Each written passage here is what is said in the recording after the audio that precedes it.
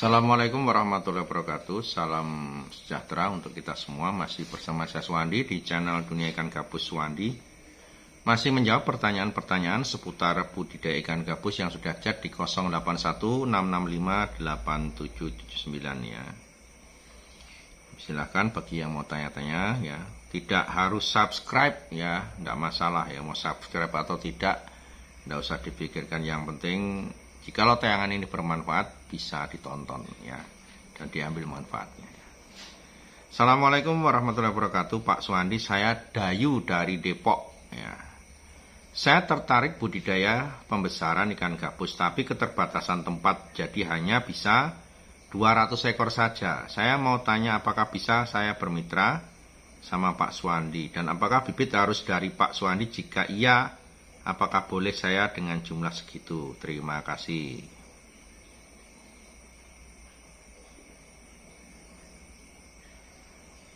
Ya silahkan Pak, jadi kalau mau ngambil bibit jumlah berapapun langsung bisa datang ke kantor, dan jumlahnya tidak dibatasi ya. Jadi kalau mau langsung datang ke sini mau ngambil berapapun, monggo silahkan.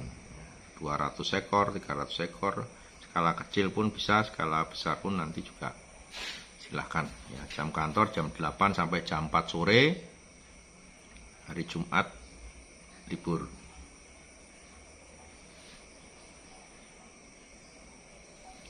Baik, pertanyaan berikutnya dari Bapak Mujiono ya.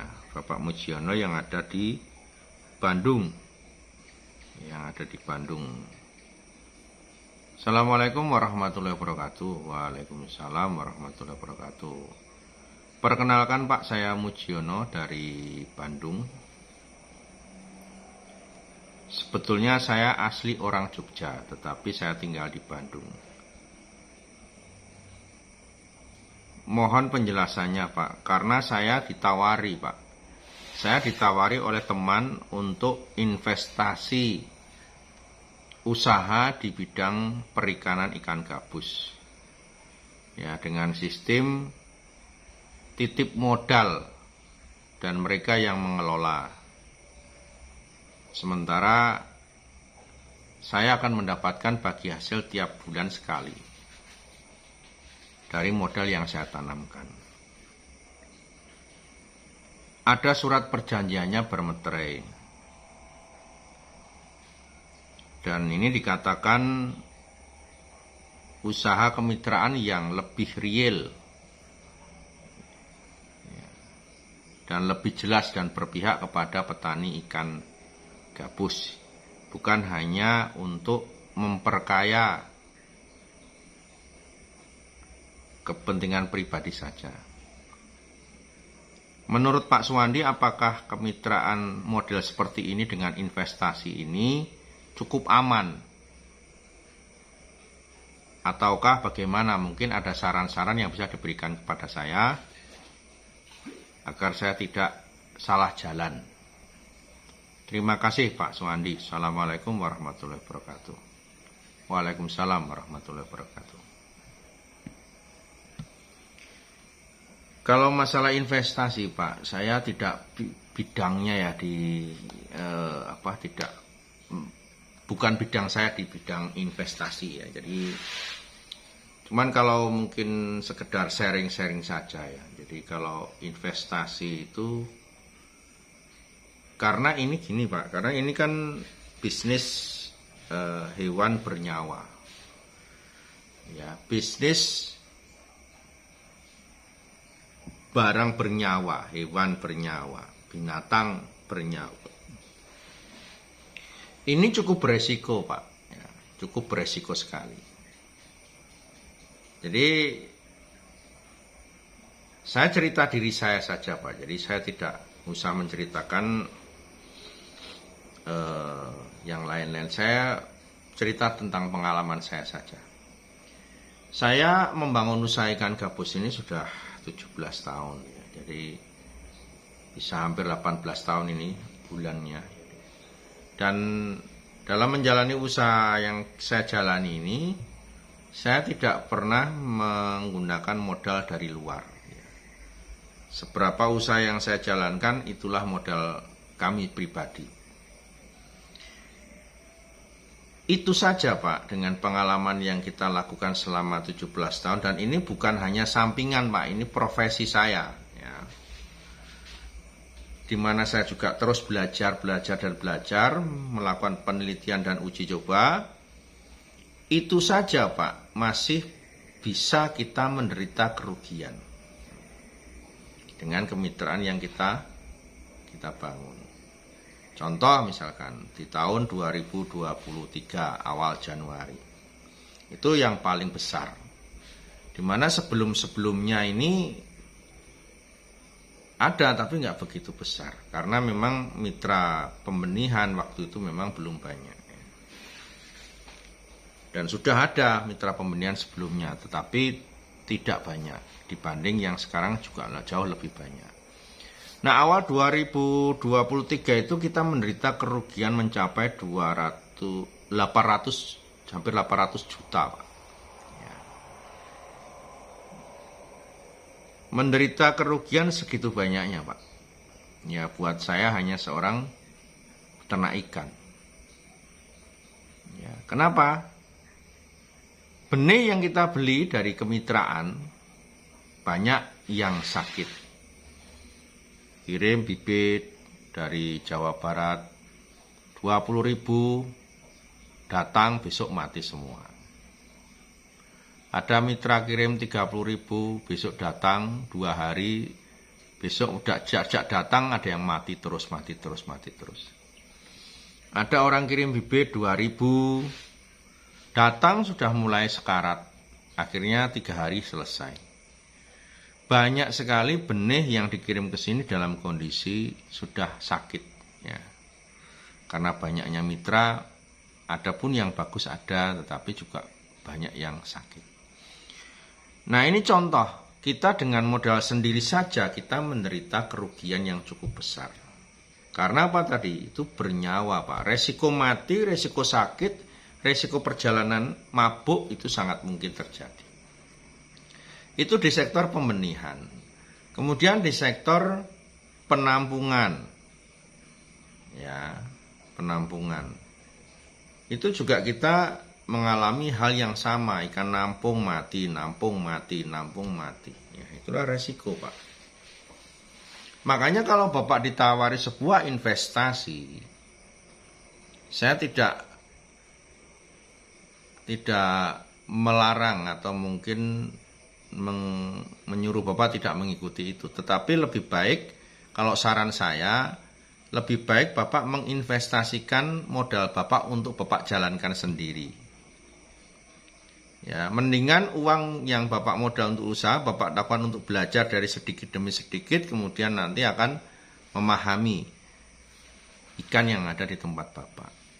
Karena begini Pak, sekarang kita lihat saja, contoh misalkan, orang menawari investasi, yang perlu kita teliti, kita lihat adalah pertama, investasi di bidang apa dulu, ya kan? Sekarang kalau misalkan investasi di gabus ya, misalkan ya investasinya di gabus seperti yang Bapak sampaikan tadi, ya kalau nggak di pembenihan, pembesaran, penampungan, mungkin pengolahan, ya, atau mungkin di sektor yang lain yang mungkin saya belum tahu, bisa jadi. Tetapi Pak, itu sangat beresiko semua Pak. Ya, itu yang pertama harus ditanyakan dulu di sektor mana. Ya, kemudian keuntungan yang diberikan berapa dan didapat dari mana misalkan. Ya, dan kalau terjadi resiko bagaimana? Misalkan Bapak titip dana 100 juta. Ya, seperti yang saya tadi ceritakan. Ya, 100 juta untuk pembenihan, bibitnya mati semua. Nah, ini kira-kira bagaimana perhitungannya? Itu kan juga harus jelas, Pak. Kemudian, ya, di sektor penampungan, ya, penampungan mau nampung ikan pun gitu sama. Nampung nanti dijual, dapat keuntungan, diberikan keuntungan. Tetapi apakah resiko di penampungan juga besar? Resiko kematiannya juga cukup tinggi, Pak. Ya. Makanya harus jeli sekali, Pak. Ini tidak mudah. Ya. Jadi memang harus saya saja yang sudah pengalaman mencoba dan mencoba saja, masih saja ikan tetap ada yang mati, tidak ada orang yang ahli. Ya, meminimalisir bisa, tetapi tidak ada yang bisa menjamin nyawa, Pak. Nah, ini Pak yang perlu dipikirkan. Kemudian dilihat dari yang menjalankan, yang mau menerima investasi ini orangnya perorangan, track recordnya seperti apa, Pak? Apakah memang dia bidangnya di perikanan ikan gabus atau memang orang baru yang datang di dunia ikan gabus? Ini ditanyakan juga, harus jelas. Ya, kemudian di situ perorangan atau perusahaan. Ya, itu juga ditanyakan di situ legalitas perusahaannya. Ya, dan juga ditanyakan di situ, kalau memang di sektor pembenihan lari benihnya kemana, serapan pasarnya berapa banyak. Kalau di sektor pengepul penampung ini ikannya larinya kemana, berapa banyak serapan pasarnya. Ya, kemudian juga dicek nomor handphonenya, 3 tahun terakhir nomor handphonenya gonta-ganti atau tidak. Ya kan, itu juga salah satu, walaupun bukan menjadi sesuatu yang pokok, tapi indikator di situ orang itu konsekuen nggak dengan apa yang dia jalankan. Kalau nomornya 3 tahun sudah ganti 5 kali, ya sudah, nggak usah dipercaya. Ya. Kemudian di situ kalau cuman sekedar materai saja, Pak, itu tidak bisa untuk jaminan bahwa usaha ini tetap akan berjalan dengan baik.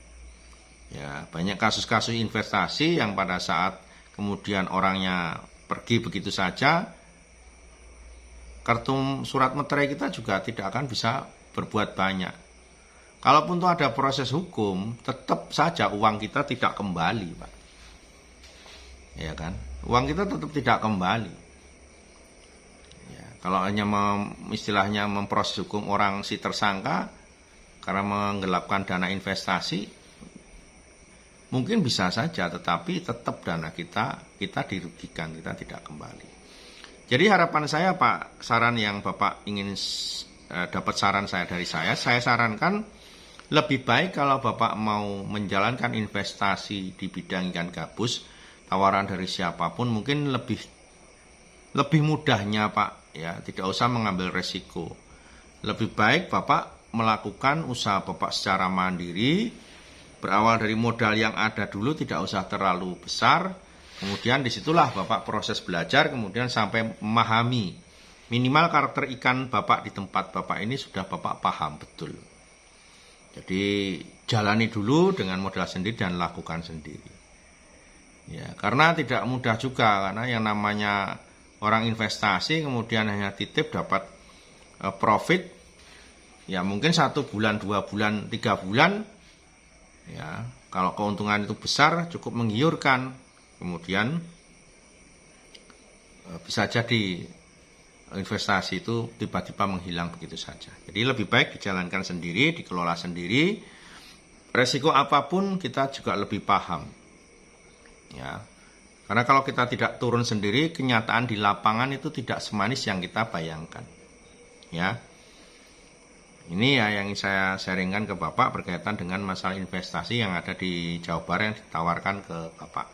Semoga nanti bisa menjadikan pencerahan, ya, dan semoga kalau dijalankan usaha itu dengan cara mandiri akan lebih tenang, ya, lebih nyaman. Itu saja ya yang bisa saya jawab. Terus jangan di mana-mana, kita akan menjawab pertanyaan-pertanyaan selanjutnya di seputar dunia ikan gabus. Assalamualaikum warahmatullahi wabarakatuh.